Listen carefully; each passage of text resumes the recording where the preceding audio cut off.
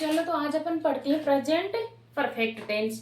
Present perfect tense क्या होता है? प्रेजेंट टेंस के चार भाग होते हैं, उनमें दो तो अपन ने पढ़ लिए थे। तीसरे नंबर का टेंस है present perfect tense. Perfect tense का हिंदी में पहचान क्या होगी? कार्य हुआ है लेकिन वर्तमान कंडीशन में क्या हो चुका है? वो पूर्ण हो चुका है। अभी काम पूर्ण हुआ है, उसके लिए कौन सा टेंस मानते हैं? Present perfect tense. इसमें कुछ वर्ब्स होती हैं जैसे go, went, gone, come, came, come, write, wrote, written, see, saw, seen. इस प्रकार से कुछ एक वर्ब्स होती हैं। तो ये पहले ही नंबर की जो अपन बोलते हैं उसको क्या बोलते हैं? First form. इसको सेकंड फॉर्म और इसको थर्ड फॉर्म। ये कौन सी फॉर्म है? सेकंड। और ये कौन सी फॉर्म है? Third form. और ये कौन सी फॉर्म है? First form. गो का मतलब क्या होता है? जाना। वेंट का मतलब गया। और गॉन का मतलब जा चुका। अब देखो क्या है? ये चुका है, चुकी है, आ गया ना इसमें। इसमें प्रेजेंट परफेक्ट टेंस में हिंदी पहचान क्या होती है?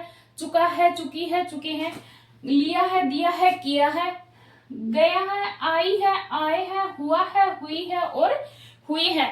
ये इतने सारे शब्द हैं, वो सारे हिंदी पहचान के शब्द हैं। तो ये कौन से टेंस में प्रयोग किए जाते हैं? प्रेजेंट परफेक्ट टेंस में। अगर हिंदी सेंटेंस के अंत में आपको ये शब्द लिखे हुए मिल जाए तो कौन सा टेंस होगा? Present perfect tense. ये कुछ एक वर्ब्स है, इनके अलावा भी बहुत कुछ वर्ब्स होती है। अब देखो वर्ब्स का कैसे पता चले कि ये वर्ब्स है या नहीं है? तो वर्ब्स का पता चलेगा कि हम अपने डेली के काम लेते हैं, खाना पीना, दौड़ना, चलना, उठना, बैठना, जिन भी शब्दों के अंत में ना लगा हुआ होता है वो क्या होती हैं? वर्ब्स होती हैं। डेली रूटीन की जो भी चीजें हैं वो किसके अंतर्गत आती हैं? वर्ब्स के अंतर्गत आती हैं। अब देखो पता चल गया कि काम जस्ट अभी क्या हुआ है? पूर्ण हुआ है। अगर हेल्पिंग वर्ब हैज और हैव के साथ वर्ब की थर्ड फॉर्म है तो कौन सा टेंस होगा? Present perfect tense. अब ये नहीं देखना कि हैज हैव आ गया तो प्रेजेंट परफेक्ट लिख दिया, नहीं। हैज और हैव प्रेजेंट परफेक्ट कंटिन्यूअस में भी आता है, लेकिन उनके साथ में क्या आता है? वर्ब की फर्स्ट फॉर्म प्लस आईएनजी और साथ में क्या लगा हुआ होता है? समय लगा हुआ होता है। तो इसलिए अपने बाद में देखेंगे इनके हैज हैव में क्या डिफरेंस है। लेकिन प्रेजेंट में अपन क्या देखेंगे? हैज और हैव अगर मेन वर्ब की थर्ड फॉर्म है तो कौन सा सेंटेंस होगा? Present perfect continuous, present perfect tense ही होगा। सॉरी, कंटिन्यू क्या है? अफर्मेटिव, पॉजिटिव, सिंपल, सेम यही बात है। तो इसकी स्ट्रक्चर अपन देखते हैं। Subject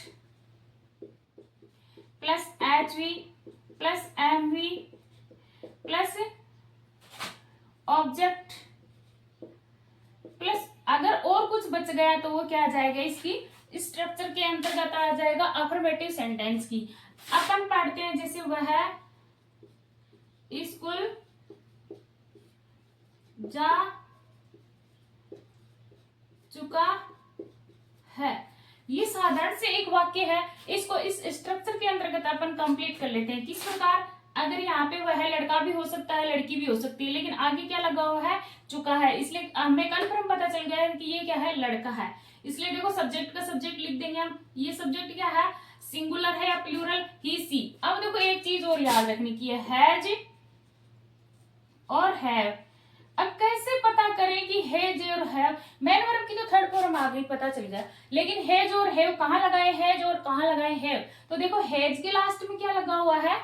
S. तो ये किसके साथ में आएगा? सिंगुलर के साथ में। अब बच गया ये हैव। वैसे तो देखो किसी बच्चे को कुछ भी नहीं है, उसके लिए याद करने की एक छोटी सी ट्रिक है। इसका लंबी सी स्पेलिंग है तो ये क्या आ जाएगा? हैव। और अगर छोटी स्पेलिंग है और लास्ट में एस लगा हुआ है तो ये किसके साथ आ जाएगा? सिंगुलर के साथ। अब सिंगुलर कौन कौन से होते हैं? ही, सी, इट या नेम। इन सब के अलावा क्या होता है? सिंगुलर अगर कोई भी चीज आ जाए तो उसके साथ क्या लिखेंगे? Has.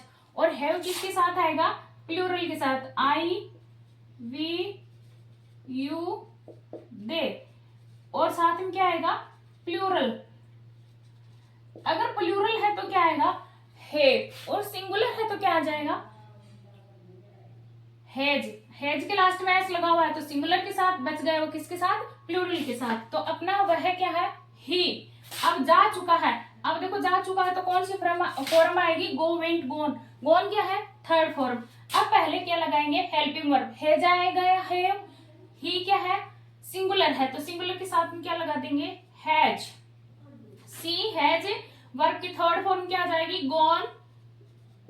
She has gone to school. वह कहा जा चुका है? विद्यालय में जा चुका है। अब इसी को अपन नेगेटिव बनाएंगे तो किस प्रकार से बनाएंगे, पहले स्ट्रक्चर लिख देंगे। अगर नेगेटिव बनाना हो तो हेल्पिंग वर्ब के तुरंत बाद में यह क्या आ जाएगा, नोट आ जाएगा। चलो लिखते हैं किस प्रकार से, subject plus HV plus not plus MV plus object plus जो भी कुछ बच गया वो लास्ट में क्या आ जाएगा, अदरवाइज मतलब जो भी कुछ अंत में बच गया इनके अलावा। देखो इसमें क्या बचा लास्ट में, टू स्कूल, तो ये क्या जुड़ गया, लास्ट में जुड़ गया। इसी सेंटेंस को अपन क्या बना देंगे, नेगेटिव। तो नेगेटिव में देखो ही का ही उठा लेंगे, हैज लगा देंगे, सिंगुलर है इसलिए हैज ही आएगा यहाँ पे भी। सिर्फ अपन को क्या बनाना है, इस वाक्य को नेगेटिव बनाना है, इसलिए हेल्पिंग वर्ब के तुरंत बाद में क्या आ जाएगा, नॉट। मेन वर्ब की कौन सी फॉर्म आएगी, थर्ड फॉर्म। इसमें ऊपर वाले में भी क्यों, साधारण वाक्य, इसके जितने भी सेंटेंस होंगे सभी में क्या आ जाएगी, third form. Gone to school, क्या वह स्कूल नहीं जाता है, क्या हो गया, क्या वह स्कूल नहीं जाता है। इसी को अपन बना देंगे क्या, प्रश्नवाचक, इंट्रोगेटिव।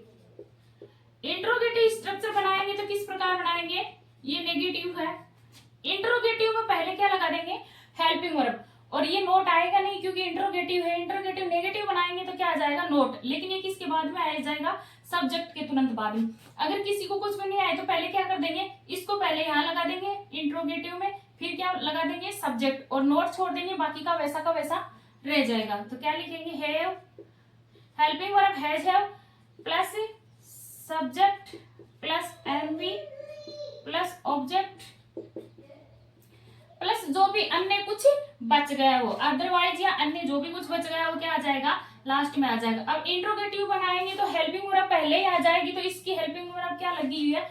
एक चीज और याद रखने की है कि हेल्पिंग वर्ब अगर इंट्रोगेटिव वाक्य में बना रहे हैं तो उसका पहले वाला सेंटेंस बड़ा लिखेंगे तो ज्यादा अच्छा लगेगा। वैसे लिखने को लिखते हैं छोटा भी, लेकिन बड़ा लिखना चाहिए। तो क्या लगाएंगे, has subject he gone to school. अब क्या बन गया, has he gone to school, ये क्या है, इंट्रोगेटिव सेंटेंस है। इसी को बनाएंगे इंट्रोगेटिव नेगेटिव, तो किस प्रकार से बना देंगे,